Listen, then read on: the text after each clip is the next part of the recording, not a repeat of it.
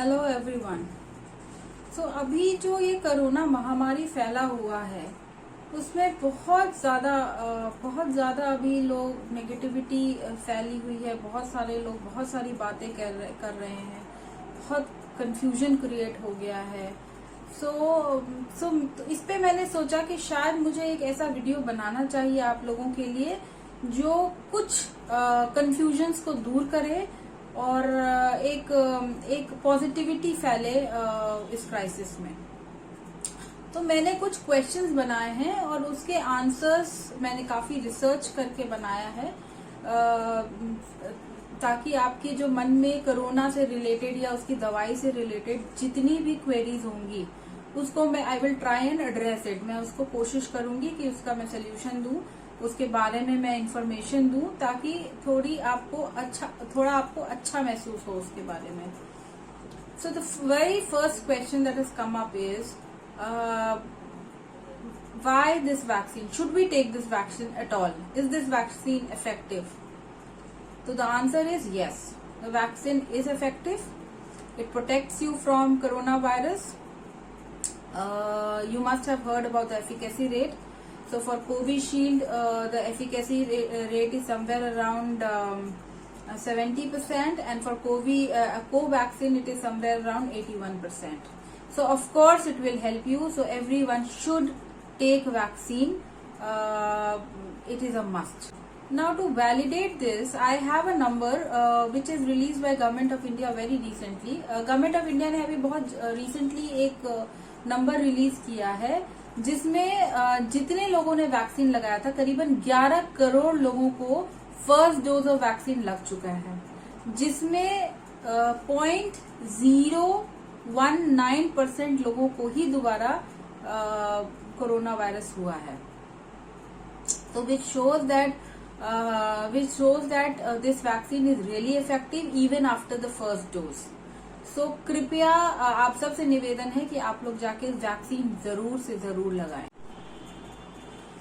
These vaccine also has negligible side effects. So आप please क्योंकि ये क्लिनिकली प्रूवन है, ये क्लिनिकल ट्रायल्स इसके हो चुके हैं, इसलिए आप प्लीज जाके वैक्सीन लगवाएं। The third question or the second question which emerges is how does vaccine works?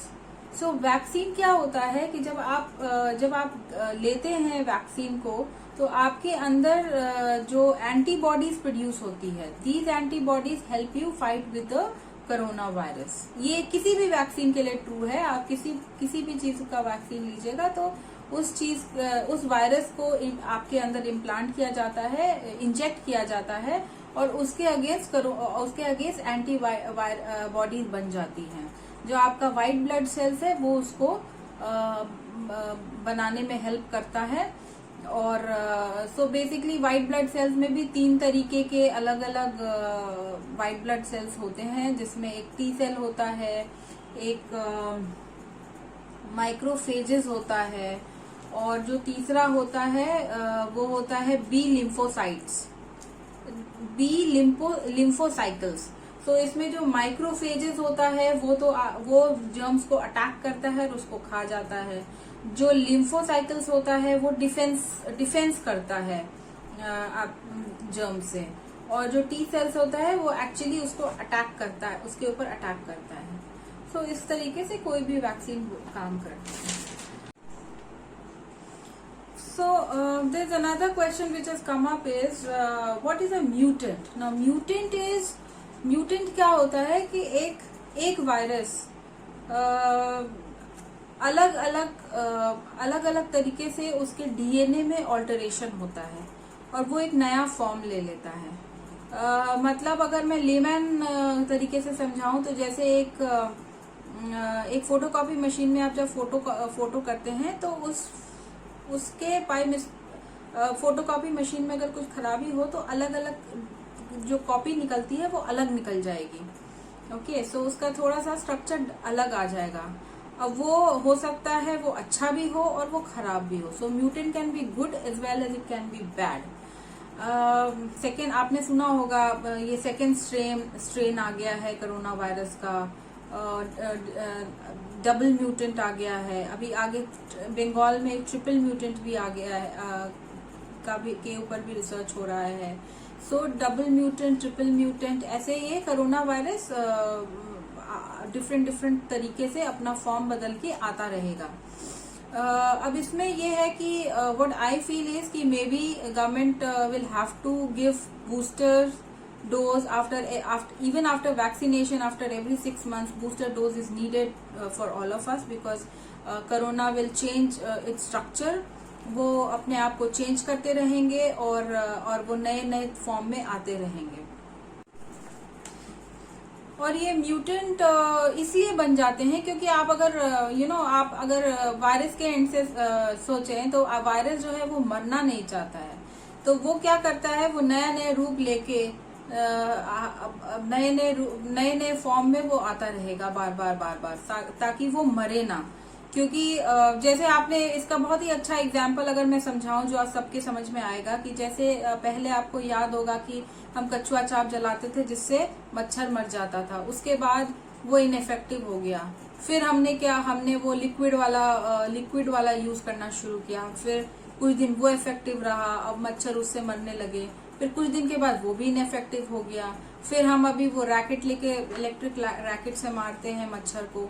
तो इसी तरीके से कोरोना वायरस भी बिहेव करेगा, वो अपने नए फॉर्म में आता रहेगा। और इसीलिए मुझे लगता है कि हमें वैक्सीनेशन के बाद भी कुछ डोजेज लगता रहना चाहिए और सरकार को इसके ऊपर सोचना चाहिए। और लेकिन सबसे अच्छी खबर यह है कि जो हमारा अपना भारत का जो कोवैक्सीन बना है, that is effective on double mutant that is present at the moment. और ये ट्रिपल म्यूटेंट में भी इसके ऊपर रिसर्च हो चुका है और प्रोबेबली ये ट्रिपल म्यूटेंट में भी इफेक्टिव होगा मोस्ट प्रोबेबली होगा। कोविशील्ड का अभी एक्चुअली इसका रिजल्ट आया नहीं है, इसलिए हमें पता नहीं है कि इफेक्टिव होगा कि नहीं होगा, but Covaxin definitely is effective for the double mutant and probably the triple mutant. Now the fourth question, which is a very relevant question which is coming up, is what is the difference between Covaxin and Covishield? How are these two vaccines different? सबसे पहले तो difference में सबसे पहले मैं इसकी efficacy rate ही बता दूं आपको। जैसे मैंने पहले भी बताया है कि जो आपका कोविशील्ड है उसका एफिकेसी रेट समवेयर अराउंड 80%, 78-79% है, और जो कोवैक्सीन है उसका एफिकेसी रेट जो है वो करीबन 81-82% है। अब व्हाट इज एफिकेसी रेट, ये भी एक बहुत ही प्रोमिनेंट क्वेश्चन है जिसको मैं थोड़ा बाद में टैकल करूंगी, मैं उसके बारे में बाद में बताऊंगी। पहले मैं आपको कोविशील्ड और कोवैक्सीन कैसे इफेक्टिव है और क्या डिफरेंस है पहले मैं उसको समझा दूं।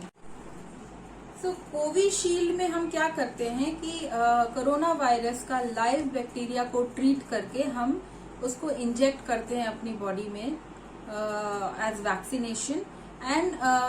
और इंसान के अंदर एक एस प्रोटीन होता है, उस एस प्रोटीन पे जो हम कोविशील्ड डालते हैं वो उसमें उसकी ट्रीटमेंट करके हम एक स्पाइक प्रोटीन डालते हैं। तो ये जो स्पाइक प्रोटीन है वो एस प्रोटीन पे बैठ जाता है और उसके बाद हमारे अंदर एंटीबॉडीज डेवलप होनी शुरू होती है, और जब एंटीबॉडीज बन जाती है तो वो फिर इफेक्टिव हो जाती है कोरोना वायरस से लड़ने के लिए, कोविड से लड़ने के लिए। और कोवैक्सीन में हम क्या करते हैं, हम एक इनएक्टिव बैक्टीरिया को ट्रीट करते हैं और स्पाइक प्रोटीन के साथ उसको डालते हैं हमारे अंदर, इंजेक्ट करते हैं, और उसके बाद वो एस प्रोटीन पे जो इंसानों के अंदर होता है उस पे बैठ के फिर वो एंटीबॉडीज डेवलप करता है। तो बेसिकली दोनों में एंटीबॉडीज डेवलप होता है। इट्स जस्ट दैट कि एक में हम एक्टिव बैक्टीरिया डालते हैं, एक में हम इनएक्टिव बैक्टीरिया डालते हैं। अब इशू क्या आ रहा है कि even after vaccination the antibodies take almost, antibodies को डेवलप होने में कम से कम 3 हफ्ते लगते हैं,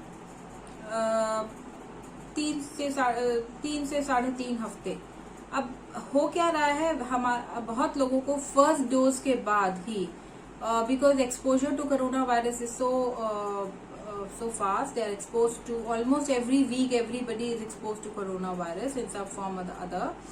तो होता क्या है कि आपको फर्स्ट डोज के बाद ही अगर आप इमीडिएटली अगर आप एक्सपोज हो गए तो आपको कोरोना वायरस हो जाएगा, आपको कोविड हो जाएगा। लेकिन अगर आप तो अभी हो ये रहा है कि लोगों को टाइम ही नहीं मिल रहा है कि उनके अंदर एंटीबॉडीज डेवलप करें।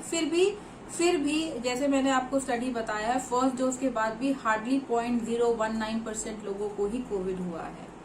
So guys, please take vaccination. This is very essential, and this is also very essential because of the fact क्योंकि अभी तो ये डबल म्यूटेंट आया है, अभी बंगाल में ट्रिपल म्यूटेंट भी डिटेक्ट हो गया है, और ये जो वायरस है ये अलग अलग फॉर्म लेके आता रहेगा वापस। तो जब तक हम सारे लोग वैक्सीनेशन नहीं ले लेते हैं, हर्ड इम्यूनिटी नहीं आएगी, और जब तक वो नहीं होगा ये कोविड का जो खतरा है वो कम नहीं होगा।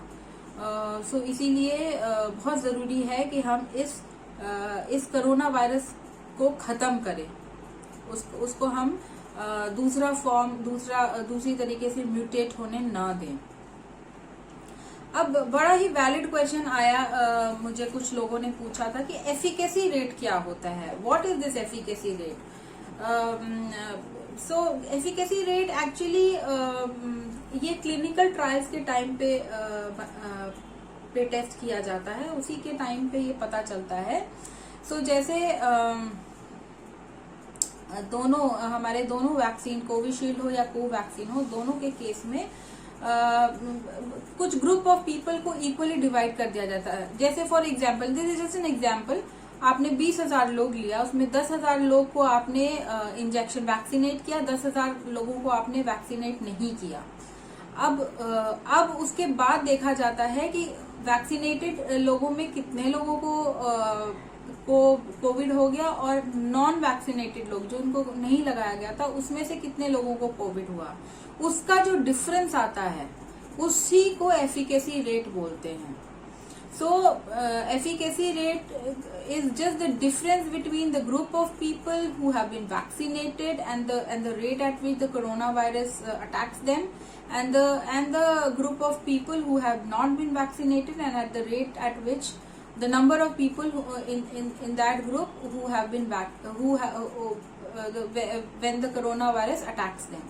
सो एंड ये क्लिनिक मतलब ये बहुत ही कंट्रोल्ड एनवायरनमेंट में किया जाता है।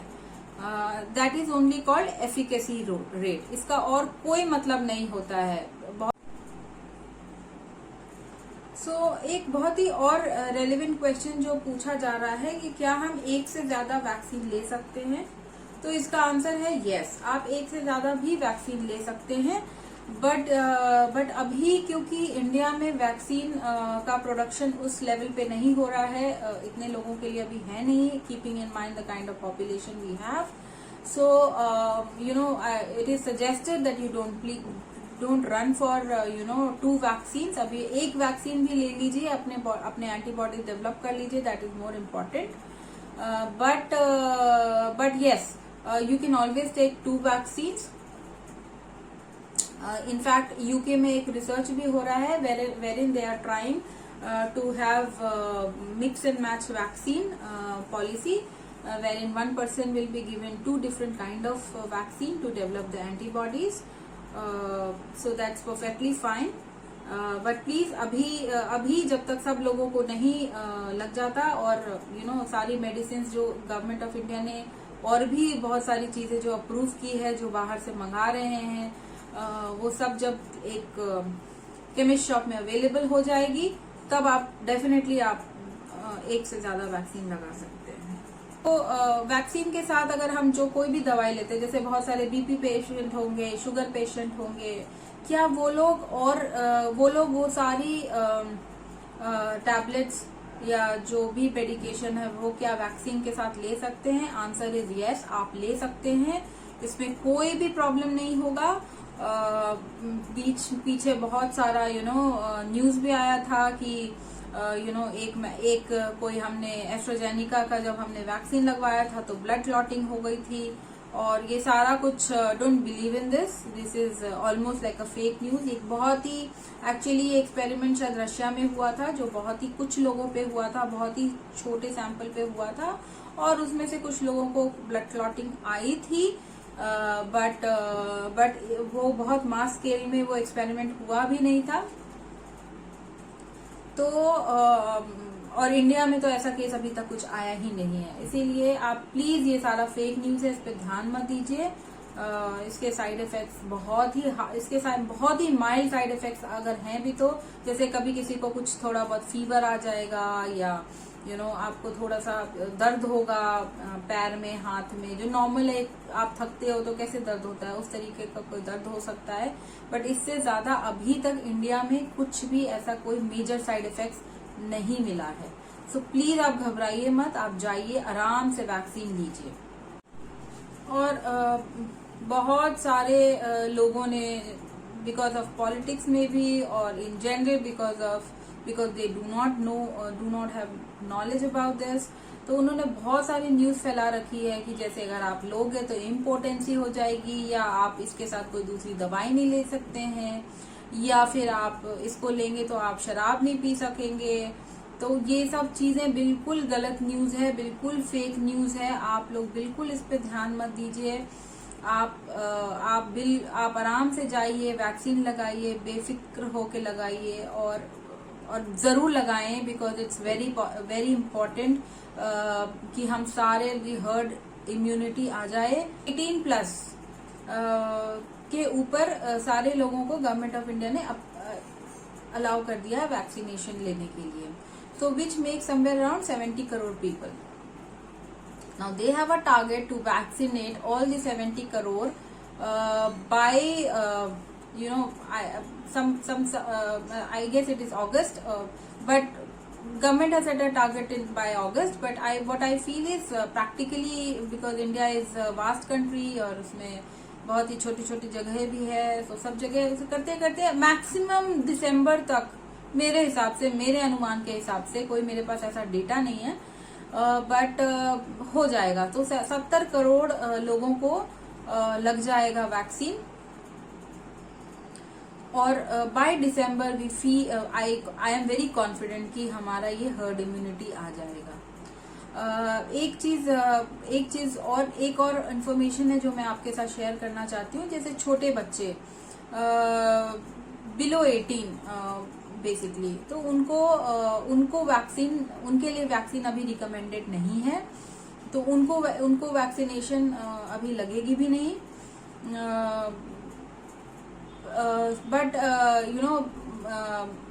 what I feel is that even the kids who are there are kids who have issues like sugar or some ऐसा immune का disease होता है बहुत सारे बच्चों को, उनको भी अभी गवर्नमेंट ऑफ इंडिया ने अलाउ नहीं किया है वैक्सीनेशन के लिए। But what I feel is कि दे शुड अलाउ, बिकॉज ऐसे बच्चों का इम्यूनिटी बहुत वीक होता है ऑलरेडी, तो they are prone to this COVID disease and they should be allowed to get the vaccination. What we can do is we can request government to allow such kids to get vaccinated, but maybe government might come up later for this, but अभी as of now ये अभी नहीं है। और एक last question जो मैं cover करना चाहती हूँ, जो बहुत लोगों ने मुझसे पूछा भी है, कि क्या कोरोना होने के बाद भी क्या वैक्सीन लगाना इम्पोर्टेंट है? तो आंसर इज यस। आप प्लीज कोरोना होने के बाद भी आप वैक्सीन जरूर लगाएं। जिनको माइल्ड कोरोना हो गया उनके लिए तो वैक्सीन मस्ट है, लेकिन जो लोग जिनको बहुत सीवियर कोरोना हुआ था, जो बस किसी तरीके से बच गए, उनके पास तो एंटीबॉडीज डेवलप हो गई थी, उनकी बॉडीज में एंटीबॉडीज होंगी, but still I would recommend कि आप वैक्सीनेशन फिर भी ले लो। अगर वो it will only help you, I mean it will not harm you in any ways. और अगर आपको माइल्ड कोरोना हुआ था तो डेफिनेटली आप वैक्सीनेशन ले लें, क्योंकि माइल्ड कोरोना होने का मतलब है कि आपके एंटीबॉडीज बहुत ज्यादा डेवलप नहीं हुए होंगे, तो vaccination will help you do the same. So this is it, and on a lighter note, I would like you to tell you that you should thank all the golgappa walas and all the street food vendors जो कि जिन्होंने कि आपके अंदर immunity बनाई है, और and that is why we Indians have still been affected quite less as compared to other countries like US, UK etc. क्योंकि उनकी इम्यूनिटी सिस्टम इतनी स्ट्रांग नहीं थी, बिकॉज दे मतलब वो इतना साफ सफाई और इतना फिल्टर वाटर और वो सब जो पीते हैं, जिसकी वजह से उनकी इतनी इम्यूनिटी बॉडी में डेवलप नहीं हो पाई. बट हम इंडियंस की इम्यूनिटी डेवलप हो पाई है जस्ट बिकॉज हमने वो गंदे हाथ वाले गोलगप्पे खाए हैं और वो गंदे हाथ वाला डोसा खाया है. तो so thank you, say thanks to all of them, and actually ये अभी जो महाराष्ट्र में सबसे ज्यादा केसेस आए हैं उसमें ये देखा गया है, even though the data is very small, so this is not a final conclusion I would say, but with the small data that we have, the gated communities जो जैसे हम लोग रहते हैं ना, जो अच्छे रेसिडेंस में, जो जहाँ पे कि हम अपने घर में एसी में रहते हैं, फिल्टर का पानी पीते हैं और बहुत साफ सफाई से रहते हैं, उन सब एरियाज में कोरोना वायरस ज्यादा फैल रहा है एज कंपेयर टू जो बॉम्बे के सबर्ब्स हैं, या जो बॉम्बे का वो क्या बोलते हैं ना, उनका बॉम्बे का जो स्लम्स है. सो वहां पे कोरोना वायरस कम फैल रहा है, बिकॉज वहां पे जो स्लम्स में रहते हैं या जो उस तरीके के इन्वायरमेंट में रहते हैं, वो एवरी डे वो इतने बैक्टीरिया और इतने वायरस को फेस करता है उनका बॉडी, कि उनका इम्यून सिस्टम बहुत ज्यादा डेवलप हो चुका है. और इसीलिए जब उनको कोरोना अटैक भी करता है तो उनका immune system is ready to fight with the corona. So and आपने सुना भी होगा बहुत सारे जो आपके यहाँ मेड्स काम करती होंगी या जो सब्जी वाले या फल वाले, वो हमें कहते हैं कि मैडम ये तो कोरोना वायरस आपको ही अटैक करता है, हमको नहीं करता है. But the caution is that ऐसा नहीं है कि उनको कभी अटैक नहीं करेगा, बट हाँ उनका इम्यूनिटी हमसे ज्यादा स्ट्रांग होता है और उनको कम कोरोना वायरस उनमें पाया जा रहा है. और हम लोग जो साफ सफाई में और एसी में और ये सब जो फिल्टर वाटर पीते हैं, आरओ का इतना यूवी का पानी और जो भी, उसकी वजह से हमारी इम्यूनिटी काफी कम हो गई है. हमारी इम्यूनिटी उन लोगों से काफी कम है. So guys, I think I have answered lot of questions. आपकी बहुत सारी क्वेरीज इस पे इन सारे क्वेश्चंस में आई होगी जो आपके दिमाग में आता होगा, but probably you would not be knowing it और you would not have time to study about it. So अगर आपके दिमाग में और भी कोई कोरोना रिलेटेड क्वेरी हो तो प्लीज आप मुझे कमेंट बॉक्स पे लिख सकते हैं. I will answer you.